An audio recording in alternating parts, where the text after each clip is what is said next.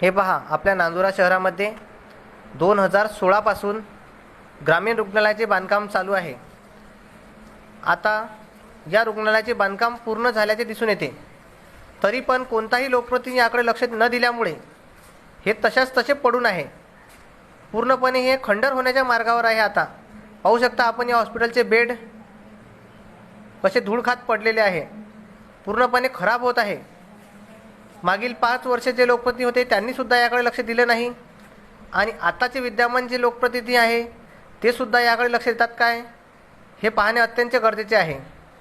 मलकापूर मतदारसंघातील जनता आणि नांदुरा तालुक्यातील जनता विद्यमान आमदाराकडे मोठ्या अपेक्षेने पाहत आहे की ते या मतदारसंघाचा आता तरी विकास करतील। पाहू शकता आपण कशा प्रकारे हे हॉस्पिटल पडलेलं आहे। पाहू शकता आपण पूर्ण धूळ खात पडलेले आहे। हे जे पलंग आहे हे जनतेच्या लाखो रुपये टॅक्स खर्च करून आणलेले आहे, आणि जनतेच्या टॅक्समधून बांधलेले हॉस्पिटल असे धूळ खात पडेल आहे। 2 वेळा याला कलरिंग केली। हे हॉस्पिटल कधी जनतेच्या सेवेमध्ये येते आणि जनतेला याचा केव्हा लाभ मिळतो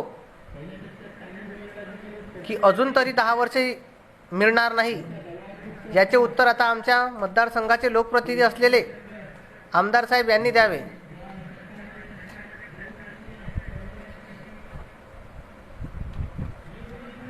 कोटी रुपये खर्च करून बांधलेले हॉस्पिटल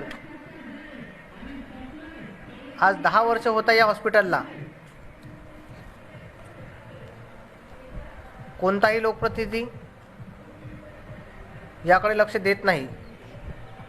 निवडणुका येतात, नेते येतात जातात, ते समोर दिसत आहे ते कॉन्ट्रॅक्ट कर्मचाऱ्यांसाठी इथं सेवा देणारे कर्मचारी राहतील। हे जनतेच्या सर्व करोडो रुपयाच्या टॅक्समधून झालेलं आहे, पण धूळ खात पडलेलं आहे।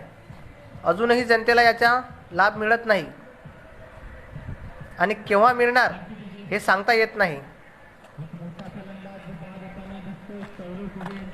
पाहून घ्या, रोडला सुद्धा क्रॅक पडत आले आहे। सळसळ पाया रोडला किती मोठी क्रॅक पडली आहे। या क्वार्टरला हा दिसतोय, हा पुन्हा कलर मारला आहे। याआधी हे पूर्ण खंडर झाले होते।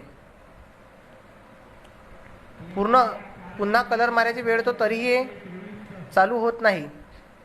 हे का होत नाही याचं उत्तर कोण देणार, येणारा काळच सांगेल।